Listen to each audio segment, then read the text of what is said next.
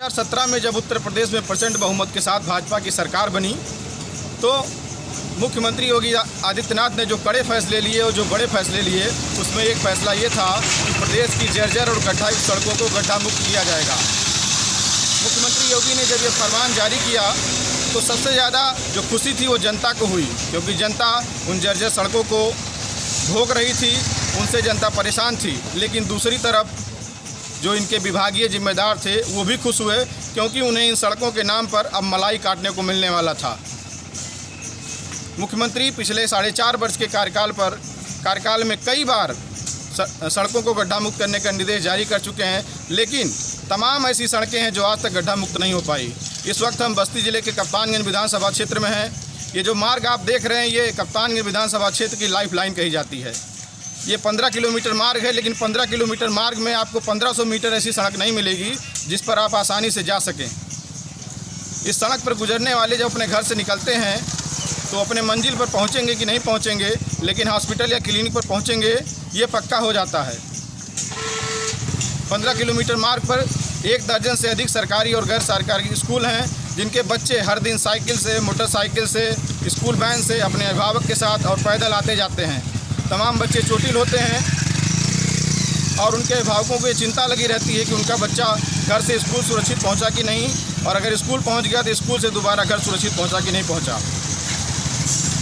2017 में भाजपा ने इस सड़क के नाम पर वोट लिया, लेकिन इससे पहले भी इस सड़क को मुद्दा बनाया गया और इस सड़क के नाम पर तमाम कार्यकर्ता नेता बने, नेता से बड़का नेता बने और बड़का नेता से विधायक बने, मंत्री बने।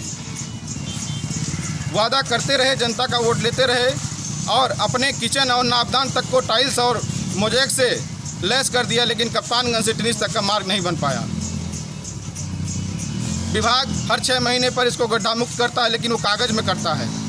2 महीने पहले इस मार्ग पर व्यापारियों ने और युवाओं ने प्रदर्शन किया, जब सड़क की हालत बहुत ख़राब थी। 3-3, 4-4 फीट गड्ढे हो गए थे, तमाम स्कूल के वाहन फंस जाते थे, तमाम नुकसान होता था। तो उसके बाद विभाग थोड़ा सा उसकी नींद खुली और उसने करवट लिया। उसके बाद उसने किया क्या कि यहाँ पर ईंट से जो ईंट भट्ठे का अद्धा होता है उसको लाके भर दिया। ईंट भट्ठे का जो ईंट था उसको भरने के बाद सबसे बड़ी समस्या ये हुई कि गाड़ियाँ ख़राब होने लगी, मोटरसाइकिल पंचर होने लगे। और विभाग ने ये कहा कि जैसे बारिश थोड़ा कम होगा तो हम इसको पैचिंग कराएंगे, लेकिन आज तक विभाग कहाँ है। और हो भी सकता है कि कागज़ में पैचिंग हो गया हो और उसका बंटवारा भी हो गया भुगतान कराने के बाद। तो आज आलम यह है कि मुख्यमंत्री के साफ निर्देश के बाद भी कप्तानगंज विधानसभा क्षेत्र की लाइफ लाइन टिनिज कप्तानगंज मार्ग जर्जर है, गड्ढे में तब्दील है। और जनता और सरकार और अधिकारी तीनों की बात करें तो इसमें जनता का दोष भी कम नहीं है। जनता हर बार वादा सुन लेती है और उनके वादे पर फिदा होकर वोट दे देती है, कभी जाति के नाम पे, कभी धर्म के नाम पे, कभी वर्ग के नाम पर। लेकिन जनता भी अपनी प्राथमिकता तय नहीं कर पाती है। 2 दशक से इस सड़क का ये हाल है कि लोग जलालत झेल रहे हैं, समस्या झेल रहे हैं, लेकिन कभी जनता एकजुट होकर मुद्दा नहीं बनाई कि अगर ये सड़क नहीं बनेगी तो हम जवाबदेही तय करेंगे। जनप्रतिनिधियों की स्थिति वर्तमान में यह है कि तमाम लोग आना जाना छोड़ दिए इस रास्ते से। अगर उनको जाना हो तो 20 किलोमीटर घूम कर चले जाएंगे, लेकिन जनता 20 किलोमीटर घूम कर कैसे जाएगी जब डीजल पेट्रोल 100 से पार हो गया है। वो तो 5 किलोमीटर जाने के लिए 5 बार सोच रही है कि साइकिल से जाएं या तो फ़ोन करके अगर काम हो जाए तो ना जाना पड़े। तो जनप्रतिनिधियों को ये तय करना होगा कि इस मार्ग की सूरत कैसे बदले और जनता की समस्या कैसे निपटे, समस्या का समाधान कैसे हो, ये सबसे बड़ा सवाल है। कैमरा पर्सन राजित राम यादव के साथ बस्ती से विवेक कुमार मिश्र की रिपोर्ट। इस रोड पे बहुत समस्या होती है। हम इसी रोड से रोज़ आते जाते हैं, हमारी साइकिल वाइकल पंचर हो जाती है और हमें चोट भी लगती है। सरकार कहती है कि पहले रोड बनवाएंगे, लेकिन अभी तक रोड बना ही नहीं। भविष्य में पता नहीं कब तक बनेगा। देखिए, सरकार को केवल वोट की आवश्यकता थी। सरकार वोट पा गई, शासन में आ गई, लेकिन देखिए यहाँ के विधायक और कोई भी प्रतिनिधि इस सड़क कप्तानगंज टिनिज के मार्ग के बारे में कुछ सोच ही नहीं रहे हैं। आए दिन यहाँ इतना ज़्यादा दुर्घटना हो रहा है। सबसे ज़्यादा दिक्कत बच्चों को हो रही है सर।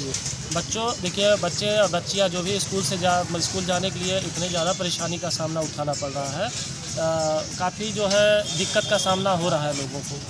तो हम विधायक जी से आग्रह करते हैं कि इस कप्तानगंज टिरिच मार्ग के बारे में सोचें और इसका जो कार्य जो है पूर्ण करवाएं, ताकि यहाँ के जनता को जो है जो कष्ट मिल रहा है, जो दुर्गत झेलना पड़ रहा है, उसमें निजात मिले।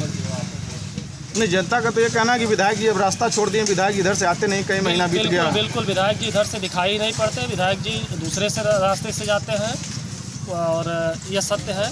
जनता जो कह रही है एकदम राइट कह रही है। और इस क्षेत्र में और ऐसी जो प्रमुख सड़कें हैं या जो लिंक रोड है, उनकी स्थिति क्या है? सबकी स्थिति बहुत ही दयनीय है सर जी, कंडीशन बहुत ही दयनीय है और सबसे ज़्यादा दयनीय हमारा कप्तानगंज टिरिच मार्ग की है। आपको क्या लगता है कि आने वाले विधानसभा चुनाव में ये सड़क एक मुद्दा बनेगी जनता के लिए? बिल्कुल मुद्दा बनना चाहिए सारे जनता को। जो कप्तानगंज टिरिच मार्ग को दुरुस्त कराएगा उसी को हम सब वोट देंगे। ये दुगोला से 3 किलोमीटर टिरिच मार्ग इतना तब्दील है गड्ढे ईंटे के रूप में कि यहाँ आने की लगभग आधा घंटा का समय 3 किलोमीटर में लग जाता है और कम से कम 10 बार हमारी गाड़ी पंचर हो गई है और 4 पहिया वाहन 2 पहिया वाहन किसी तरह निकल नहीं पाता।